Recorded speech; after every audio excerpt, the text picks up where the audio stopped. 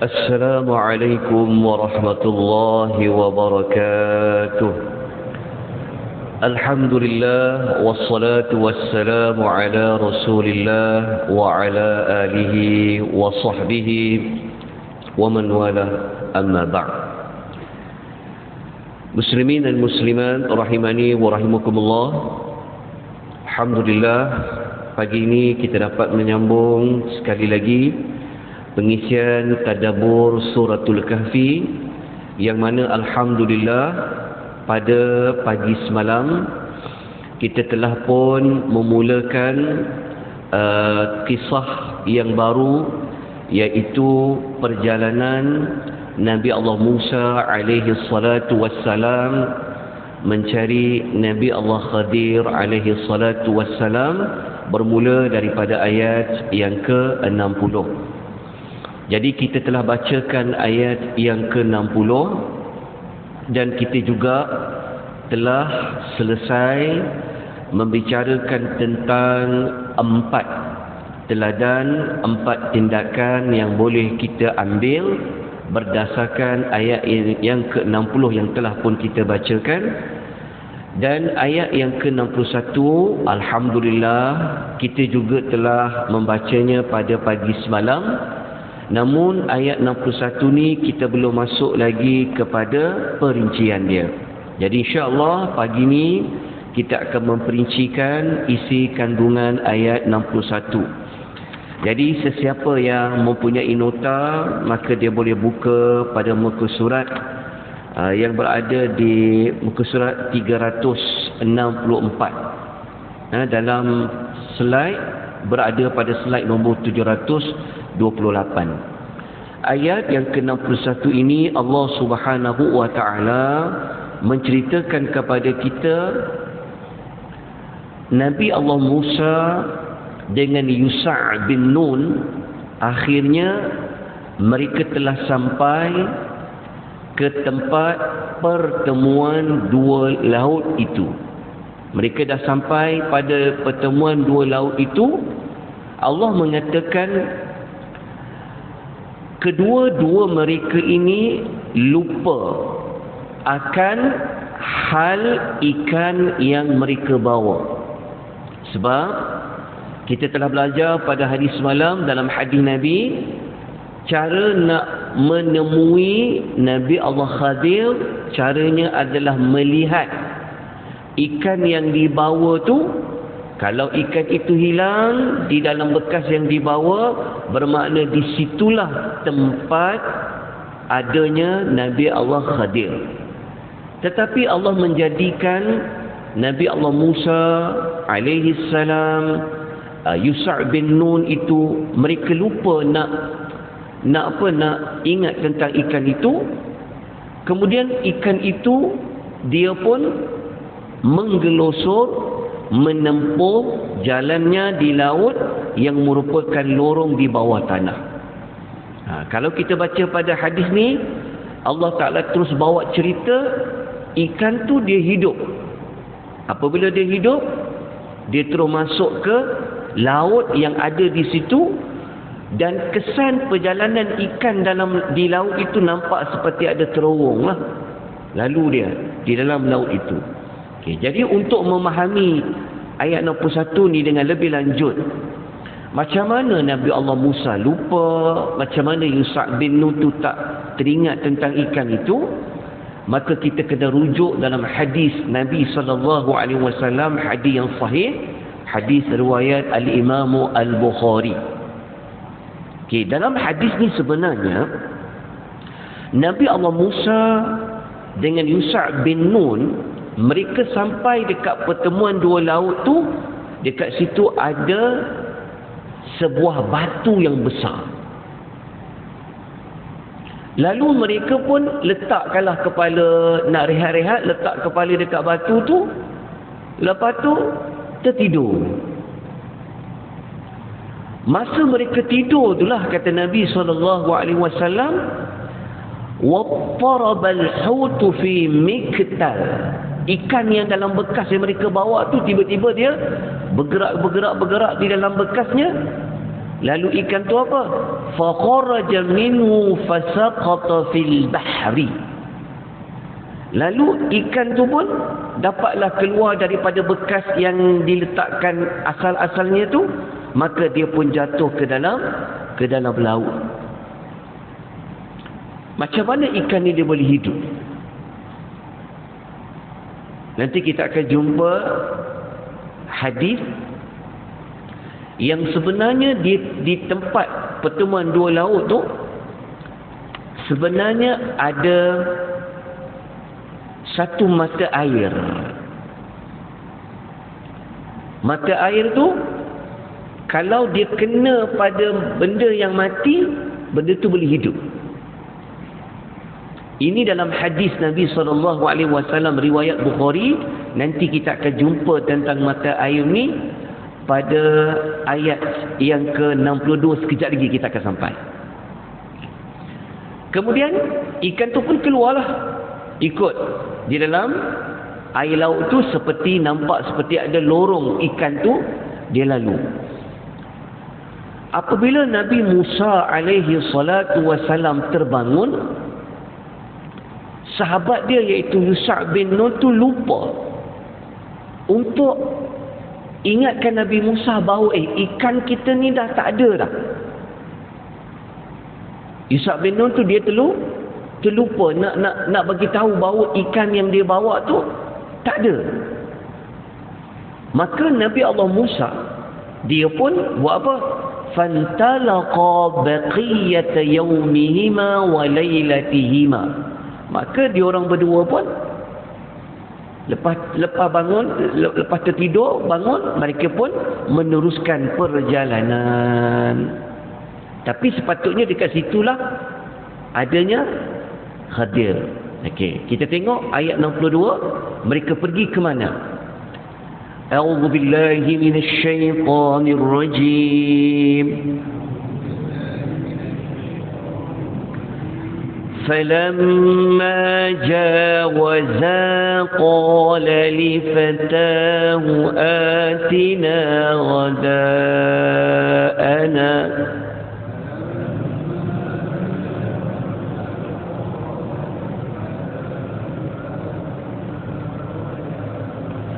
قال لفتاه آتنا غداءنا لقد لقينا من سفرنا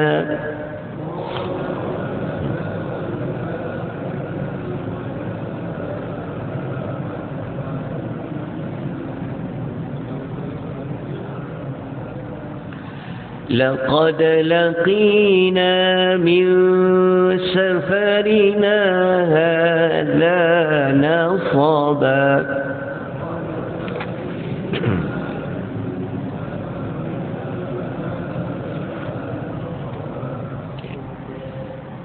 Setelah mereka berdua melepasi tempat itu, maksudnya lepas mereka dah selesai berehat tadi, tertidur tadi tu, mereka pun bergerak pergi ke depan. Bergerak. Sampai satu tempat, Nabi Musa pun dia tanya dekat Yusha' bin Nun. Dia tanya dekat teman dia, bawalah makanan yang kita bawa itu, sebenarnya kita telah penat, letih kita dalam perjalanan kita ini. Maknanya berdasarkan ayat ni, ikan yang dibawa tu sebenarnya adalah untuk bekalan makanan mereka.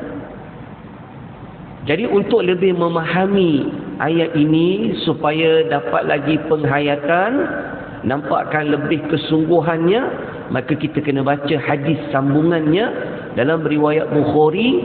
Rupa-rupanya mereka berdua ni berjalan sehari suntuk sampai keesok harinya, baru Nabi Musa bertanya kepada temannya Yusha' bin Nun tu, mana makanan kita tu? Dia dah penat dah ni berjalan ni. Okey, kita baca lagi ayat 60, 3 sambungan cerita dia. Nanti kita pergi kepada pengajaran. Qala ara'aita iz awayna ila as-sakhrah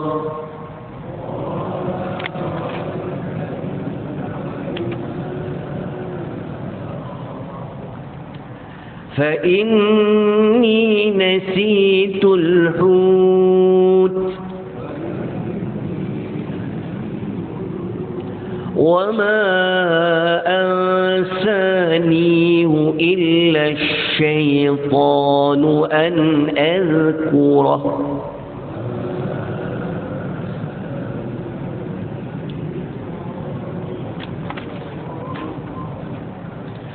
واتخذ سبيله في البحر عجبا.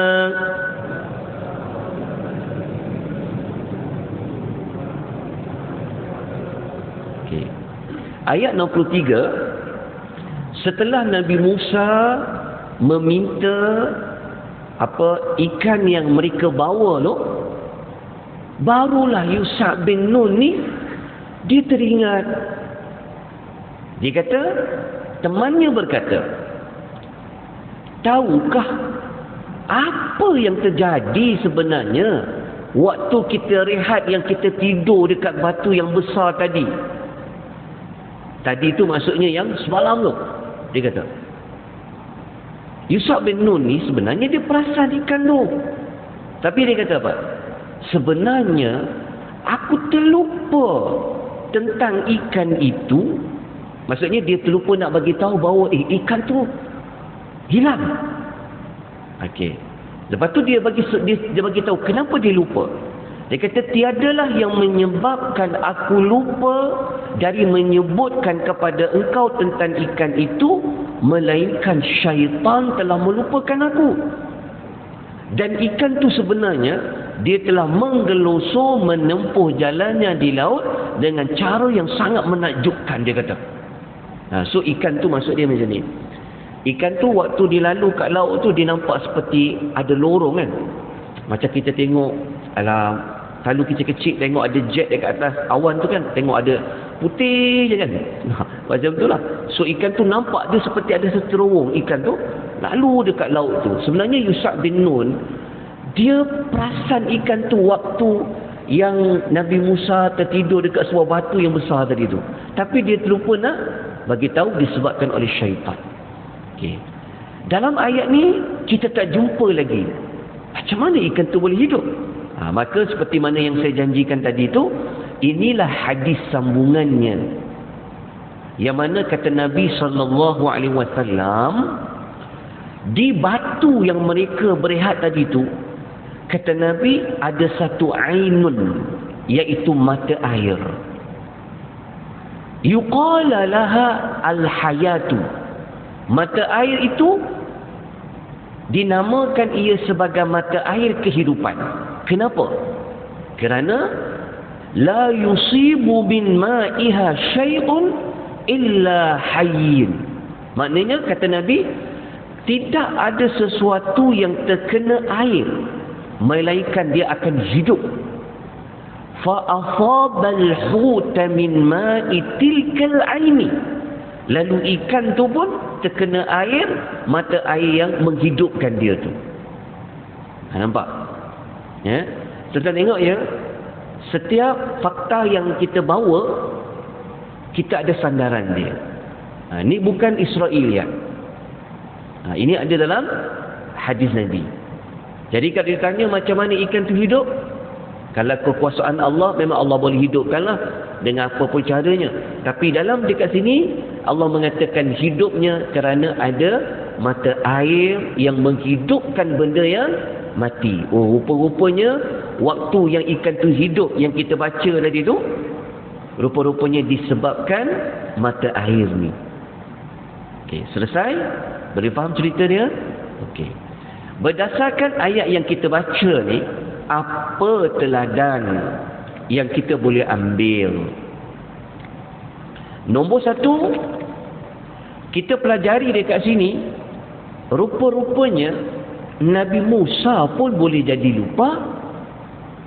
Yusha bin Nun pun lupa. Jadi sifat lupa ni merupakan sifat fitrah yang ada pada manusia sekalipun dia orang soleh.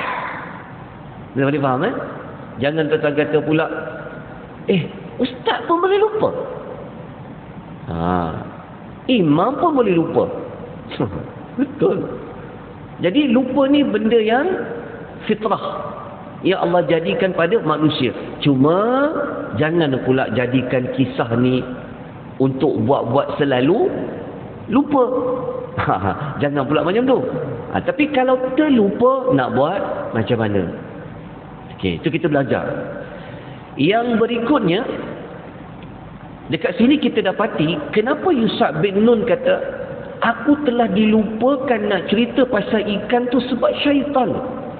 Di sini kita belajar bahawa salah satu cara syaitan, dia tak nak kita dapat kebaikan, jauhkan kita daripada kebaikan, antaranya dengan melupakan. Ini termasuk was-was syaitan. Tuan-tuan dah rancang nak pergi majlis ilmu, nak pergi buat-buat sikit, tiba-tiba terlupa. Antara sebabnya mungkin daripada syaitan, bukan sebab kita semua Melayu mudah. Bukan sebab itu. Kalau itu pun jauh kalah. Kita Muslim. Jadi itu cara syaitan. Saya akan kukuhkan teladan yang kedua ni dengan kisah Nabi Yusuf. InsyaAllah nanti kita akan belajar kisah Nabi Yusuf. Modul dah ada, nota semua dah siap, pengajaran lebih dekat hampir 200 pengajaran yang nanti kita akan belajar. Cuma kita tengah susun nak bentangkan bila saja. Yang mana ayat nombor 42 ni, kalau tuan-tuan pernah ingat kisah Nabi Yusuf ketika dia dalam penjara, dia ada dua kawan kan. Dua kawan dia ni, salah seorang daripadanya adalah orang yang akan jadi orang yang dekat dengan raja. Dia akan bebas keluar pada penjara, nanti dia akan dekat dengan raja. Dia duduk, dia contohnya lelaki ni dia menjadi dia kerja di FMB, kat istana tu. Kerja dekat bahagian kitchen, menyediakan untuk makanan dan minuman raja. Jadi Nabi Yusuf pun cakaplah dekat kawan dia, engkau nanti kalau keluar pada penjara ni, engkau jangan lupalah sebut kawan kau dalam penjara ni. Faham tak maksudnya? Tetapi kawan dia tu lepas keluar pada penjara, dia terlupa yang Nabi Yusuf tu dalam penjara tu. Tengok ayat ni, Tuhan kata apa? وَقَالَ لِلَّذِي ظَنَّ أَنَّهُ نَاجٍ مِّنْهُ مَذْكُرْنِي عِنْدَ رَبِّكَ فَأَنْسَاهُ الشَّيْطَانِ. Tengok Allah kata, Yusuf dia berkata kepada orang yang dia percaya dibebaskan antara mereka berdua. Dia kata, ceritakanlah perihalku kepada tuanmu. Tetapi lelaki terlupa. Lalu dia telah dilupakan oleh syaitan untuk cerita kisah Nabi Yusuf itu kepada raja dia tu, menyebabkan Nabi Yusuf ini duduk lagi dalam penjara beberapa tahun lamanya. Maknanya sepatutnya Nabi Yusuf ni kalau dia keluar pada penjara tu, dia dah boleh buat kebaikan. Tetapi ini di antara cara-cara syaitan. Dia tak nak ada orang-orang soleh ni memberikan kebaikan, antaranya dia akan jadikan lupa. Macam kisah Nabi Musa tadi, sepatutnya dia tak perlu lagi nak berjalan sehari suntuk kan, nak berjalan lagi. Sepatutnya yang tadi tu waktu mereka dah tertidur kat batu tu, sepatutnya dah jumpa dah Nabi Allah Khadir. Tapi inilah yang Allah katakan tentang peranan syaitan. Okay. Kita pergi ayat yang ke-64. Apabila Nabi Musa dia tahu rupa-rupanya ikan tu hilang waktu dia tidur asal-asal dengan Yusuf bin Nun tu, Nabi Musa buat apa? Dia kata, kita baca ayat dia. A'udzubillahi minasyaitonir rajim. Qala dzalika ma kunna nabghi فارتدا على آثارهما قصصا.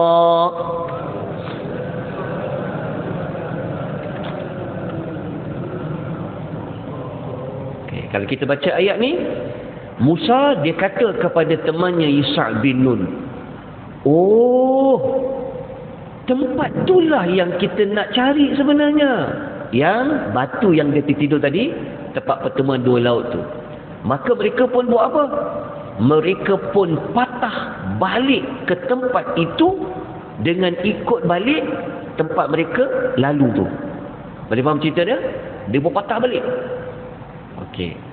Kalau kita baca dalam hadis Nabi sallallahu alaihi wasallam, kenapa dia kata itulah tempatnya? Kerana dekat situlah sebenarnya adanya Nabi Allah Khadir. Okey. Lalu kita pergi terus ke ayat 65. Ayat 65, mereka ni patahlah balik ke cari tempat pertemuan dua laut tu. Akhirnya mereka jumpa seseorang. Siapa seseorang tu? Kita baca ayat 65. A'udzu billahi minasy syaithanir rajim. فوجد عبدا من عبادنا آتيناه رحمة من عندنا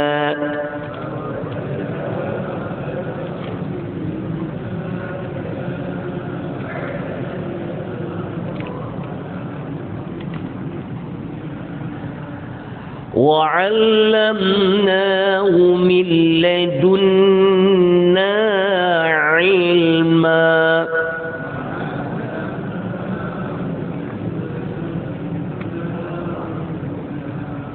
Okey, ayat 21, akhirnya mereka patah balik ke tempat pertemuan dua laut.